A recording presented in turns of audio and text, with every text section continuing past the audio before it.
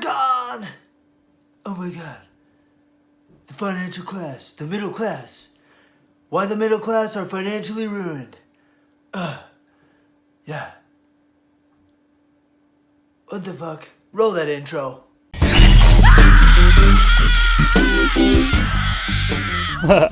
What's going on? World's best guys. One half of the crew here. Anyways, I just watched Stephan's video, Why the Middle Class Are Financially Ruined. I gotta say, I am jelly that Wealthfront is sponsoring that video. That motherfucker. So anyways, it's basically about a budget and what you can do to reduce your spending and make yourself a millionaire 3 times over by the time horizon of like 35 years or something like that. So that would be how long you're invested in the market with an 8% return, dividends reinvest, blah, blah, blah, blah, blah.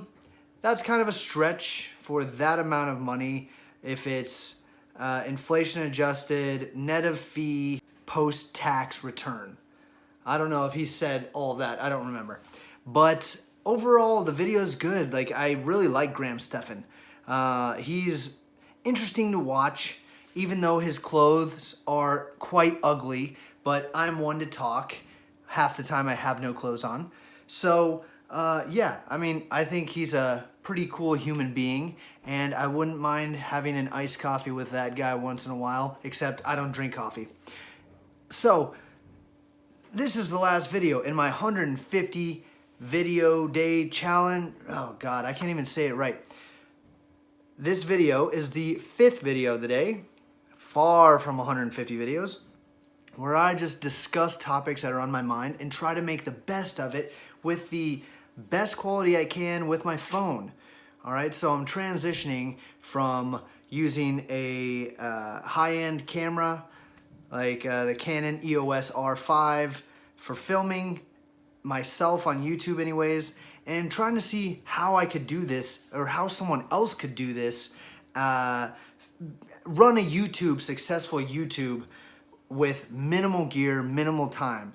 And you need to have high quality content in the brain, high quality output, or at least medium level quality. You know, anything you do with your phone is not gonna touch like a high-end camera, like a Blackmagic Pocket Cam, Canon, Nikon, any of those that are high-end levels of them, like the EOS. But it's still really good. And if you're watching this on a cell phone or a small screen, it's pretty good quality, I would assume. You know, the light flickers a little bit. You don't have a ton of control, but I'm using the stock iPhone camera. So whatever. What do I expect? As these videos go on though, like right now I'm using a tripod, I'm going to step up the quality slower and slower. And in this, we might even have some B-roll. So, yes, this last video is just giving you a little bit of updates and letting you know what I thought of Stephan's video, the Why the Middle Class Are Financially Ruined video. He just released it today. So, it's basically live by a budget, and you need to budget your money, and more specifically, you need to not spend your money. And then just kind of elucidating this company called Wealthfront, which I am a proponent of Wealthfront. I use them. I have my retirement accounts and my investment accounts set up through them, and only because I have not sat down and taken the time, which is probably not even a lot of time, with someone like Vanguard or something, because Wealthfront is a middleman. They buy stuff, ETFs, the index funds, bonds, stocks, all that stuff through different companies, and they have to pay the fees, and it's passed on to you.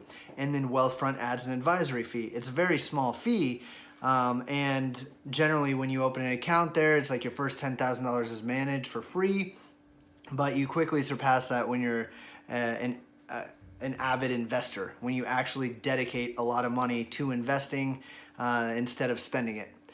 I am a proponent of only investing the money you would be losing if you spent it on something else. don't think that you can get rich through investing. Like, that's the mentality that makes people broke quickly. Why? Because they tend to forget all about the financial risk and all of the market drops and the things that are extremely difficult to go through. And they think, you know what, I could weather any storm and I can just invest this money and I'll be good. No, if you were going to spend that money on something else, say you have a budget for yourself and 25% of that budget is spent on silly bullshit, buying clothes, buying shoes, car payments for expensive cars, or some other kind of crap like that, then I would allocate that money instead to investing. And it's not a gigantic amount, especially if the median income, is 64,000, give or take a few thousand.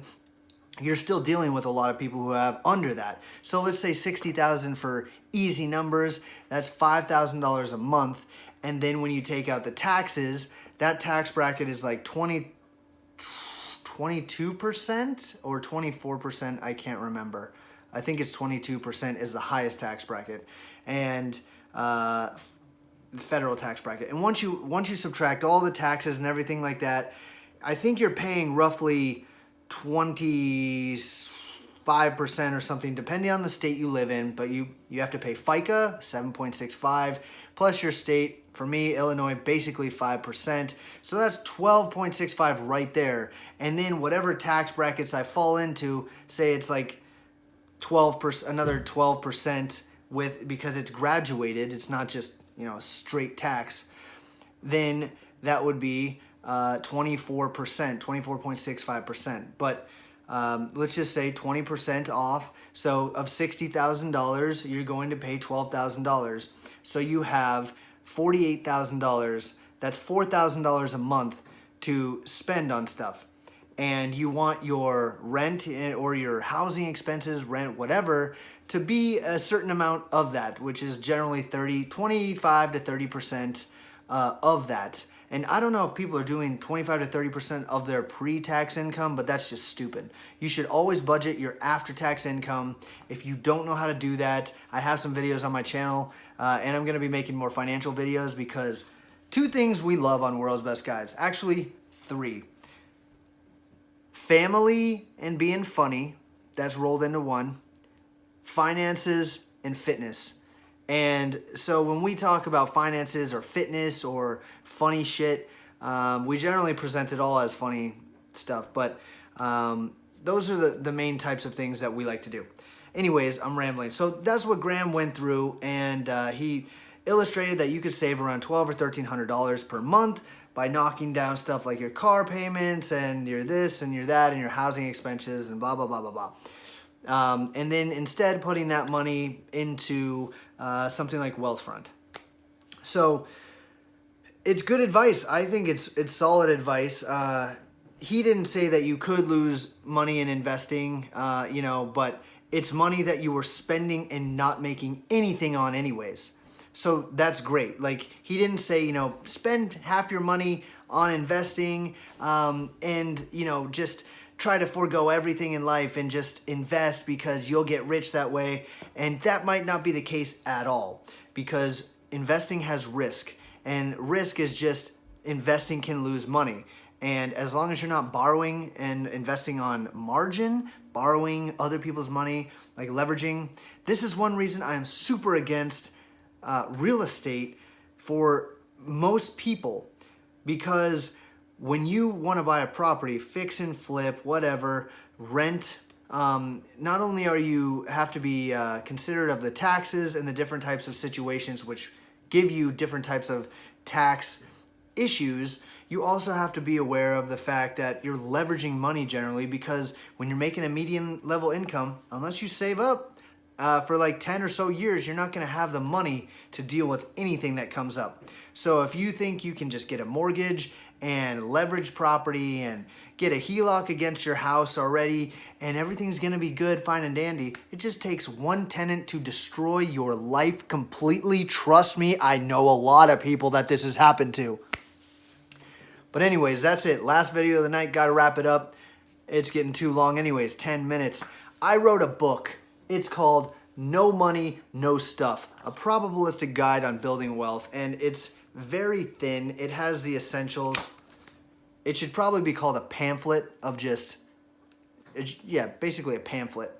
But it's on Amazon for an egregious price of like $15 because I had to charge all that to print it and this and that so I could make like $2 or $3.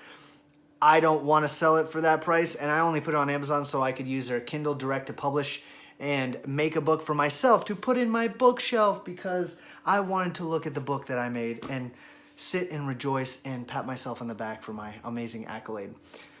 But if you want to get that and you're serious about changing your life with finances and everything like that, send us a message. I will give you a PDF for $5, and it will have lifetime updates because, as I said, the book is very small, 74 pages, but it will get you on the right track.